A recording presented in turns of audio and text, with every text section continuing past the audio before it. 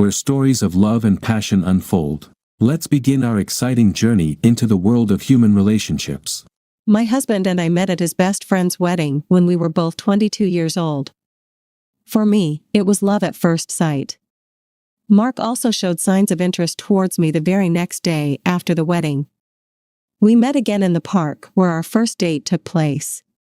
Our romance was passionate and intense. Mark completely fulfilled me as a man and even more. He became the prince I had been waiting for deep down in my soul. He was intelligent, kind, handsome, caring, strong, and fair. He tried to cheer me up when I was sad, encouraged me in difficult situations, and helped me with my problems. He was my support, my ideal, and I sincerely loved him with all my heart. After 1 year, we started living together. And another year later, we got married. At that moment, the first difficulties for our marriage arose. My husband was never lazy, he always tried to help me in everything. There were never situations where I worked around the house while he did nothing. He simply wasn't that kind of person. We cooked together, cleaned together, we did everything together. However, despite all his efforts, problems still struck our family. Financial problems. Being a young couple, we didn't earn as much money as we would have liked, which occasionally led to conflicts.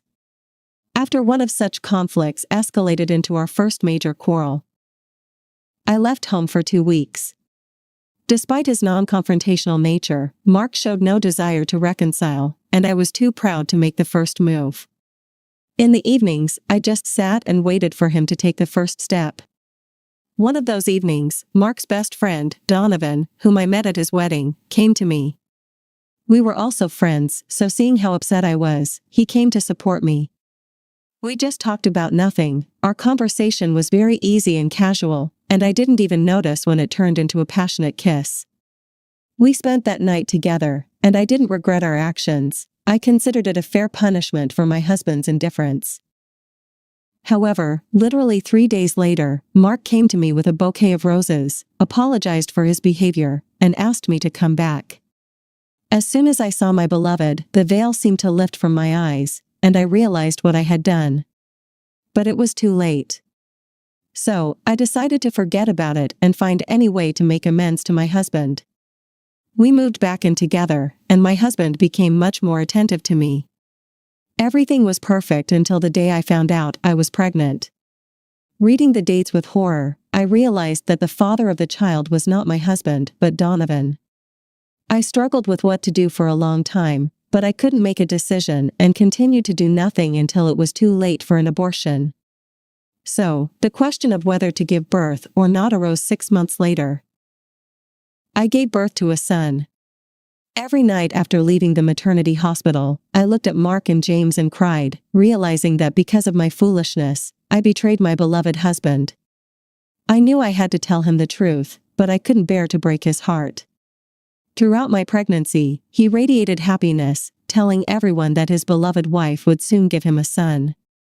And how he first looked at him in the maternity ward and couldn't hold back his tears, saying, "My little son, my joy, my father's pride." That's what my husband called our son.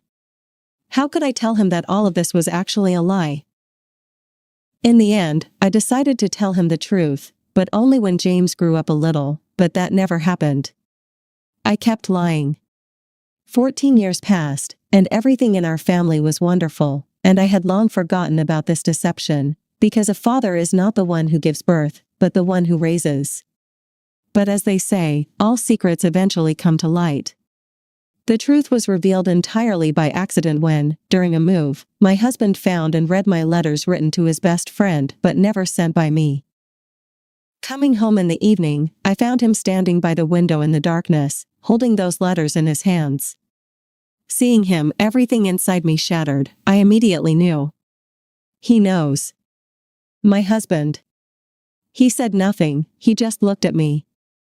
There was no anger in his eyes, they were completely empty, like those of a dead man. I burst into tears, begged for forgiveness, tried to explain everything, but he said nothing in response.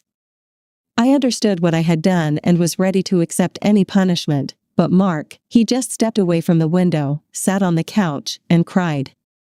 Seeing this, I completely lost it. I couldn't stop crying, and he continued to silently stare into nothingness, tears streaming down his face. Then he stood up, said nothing, and left the apartment. And I just kept crying, realizing that I had shattered his entire life. My husband and I are 38 years old. James is our only child. We wanted to have another one, but it didn't work out because of my health problems. My beloved spent his whole life caring for his best friend's child. He was the meaning of life for him, his pride. And now he knows it's all a lie. That night, I only thought about what I had done. I wanted to die.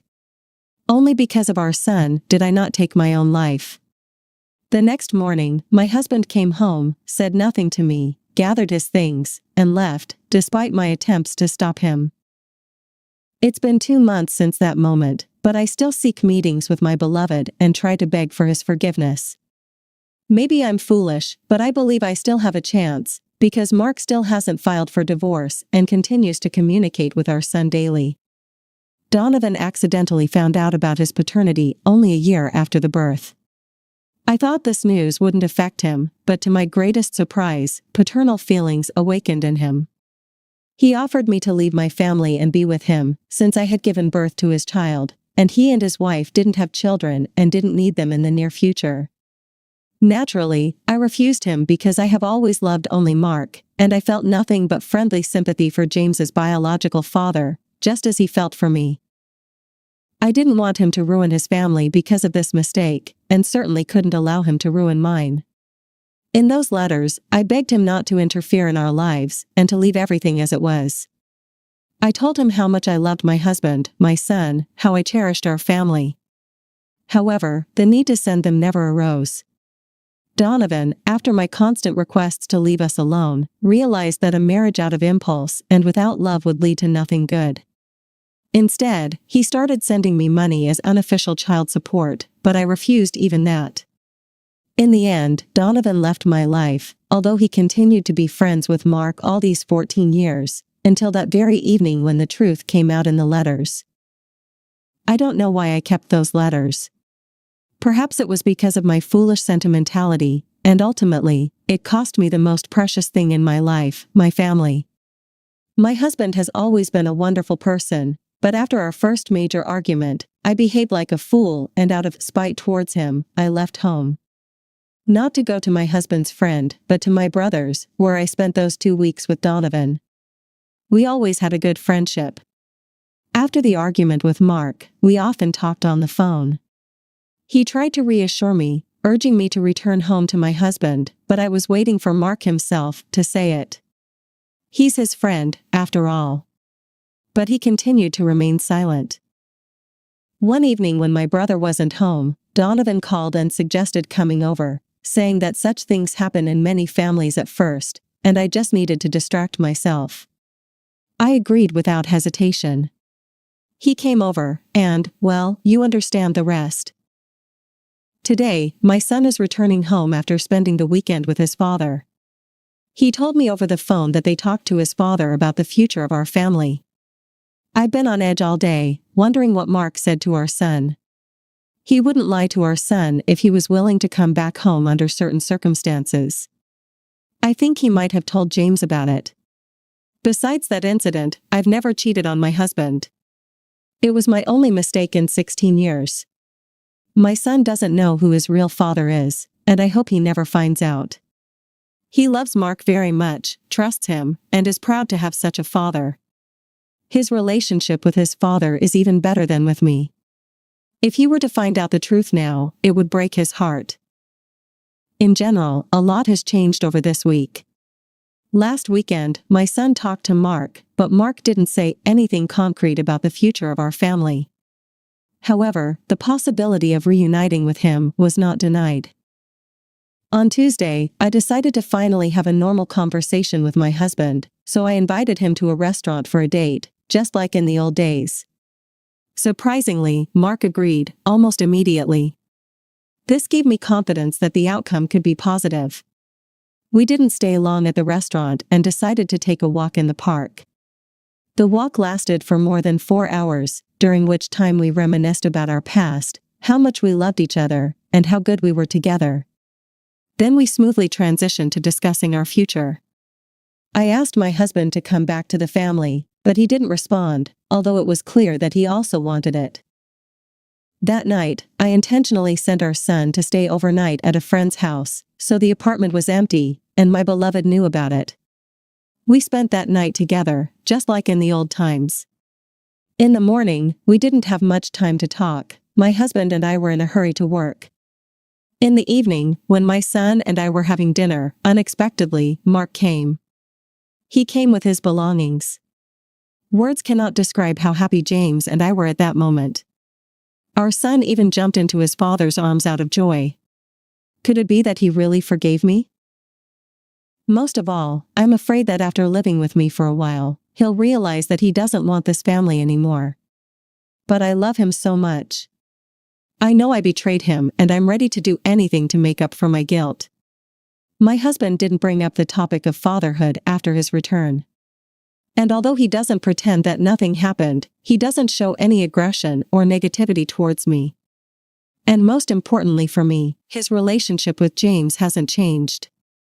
Although I was afraid that Mark might stop seeing James as his son, just yesterday evening, we talked about our son's future.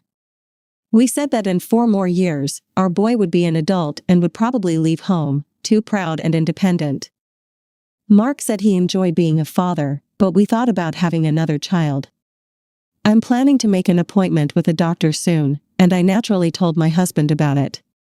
When he heard it, a happy smile appeared on his face. It was evident that he genuinely rejoiced at the news. In general, it was decided for me to become a mother again. It's been over a month since my last message. I started treatment. My beloved supported me morally and no longer dwelled on the past, if we believe the doctors. I have decent chances of conceiving, carrying, and successfully giving birth to a child after the treatment is over. Naturally, the treatment is not cheap, and it will take a lot of time. But my husband and I are ready to overcome any difficulties for our happiness. Looking back, I understand what a huge mistake I made, but time cannot be turned back. All I can do is take responsibility and live with the consequences of my decision. As for the family of the biological father of my child, things are not so good. Mark and Donovan haven't been communicating for several months. I sincerely believed that this story was over, but I was mistaken. I don't know how, but Donovan's wife found out that he has a child with me. I can't describe the extent of her disappointment and pain, from the betrayal not only of her beloved husband but also of me, her best friend. Essentially, she now feels the same as my husband did several months ago when he was betrayed by the 2 closest people in his life. However, since she found out, we only talked once, and it wasn't a conversation, it was more like she was screaming curses, crying throughout the apartment, and even slapped me several times. Since then, we haven't spoken at all. I didn't even try to reach out to her. I fully understand that she will never forgive me. All this time, I hoped she would change her mind and give her husband another chance, but last week she filed for divorce and kicked Donovan out of the house. What I'm most ashamed of in this whole story isn't even before Alice and Donovan, but before their 2 daughters. They're still young, 12 and 5 years old, and now, because of my mistake, their family is ruined. 6 people suffered because of me: my beloved husband, who devoted his entire life to his family; my son, who will never know that his beloved father, whom he idolizes, isn't his biological one; my best friend, who lost her marriage because of me and is now alone with 2 children, her 2 little daughters, who lost their beloved father, and Donovan himself. Naturally, he lost the most in this story: a friend he was inseparable from for over 15 years, a wife who now doesn't want to see him, daughters whom Alice doesn't even allow to talk to their dad and convinces them that he's a traitor, his apartment, which he worked for half his life for, and which his ex-wife will now take away. All this suffering, all this pain, is my fault. I don't even know if I have a right to have children. Why did my beloved forgive me? Why didn't he turn away from me? I started treatment so that we could have our own child, but to no avail in the end. We decided that there was no point in it. Nothing would come of it anyway, and these procedures aren't cheap. My husband reacted normally, as it initially seemed to me. Only later did I realize how much pain it caused him. But the worst happened at the end of the summer. It was exactly what I feared. Our son found out the truth. I'll never forget that day. I want to forget, but I can't. I sincerely believed that I could protect my child from the consequences of my sin. I hoped, I prayed, but in vain. When James found out the truth, something broke inside him. In just a few days, he turned from a sweet, kind boy into someone unrecognizable, a person ruthless towards us, his family. For almost 4 months now, we've been living in hell. Our son started drinking alcohol, smoking weed, staying out all night, and we don't know where he disappears to. He's made some terrible friends, and just seeing them gives me chills, shady girls with a reputation that's known throughout the neighborhood. We've practically become regulars at the police station, but they haven't done anything substantial. Deal with your domestic issues yourselves, they say. We're left with nothing to do but search for our runaway child. What we heard there about Mark and our son. Our son even hates Mark now, although he used to stick to him like glue. The things he said to his father. I understand he's just a child suffering because of my sins, but my husband didn't deserve this. He's been through so much since the truth came out. And James. Then we decided not to have our own child. And now, on top of all this, Mark's having heart problems. A month ago, he was taken to the hospital with a seizure. They thought it was a heart attack. Thank God it wasn't, but now he's on medication.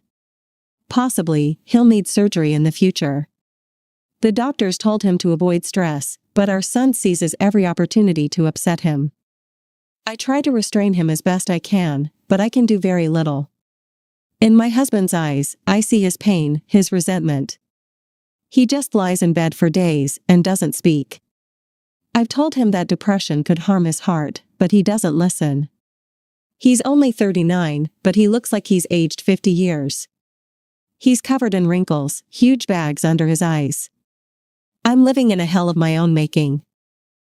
Every day, I curse myself for my mistake, my betrayal, and I pray to God to bring peace and tranquility to our family. But I don't believe in it anymore.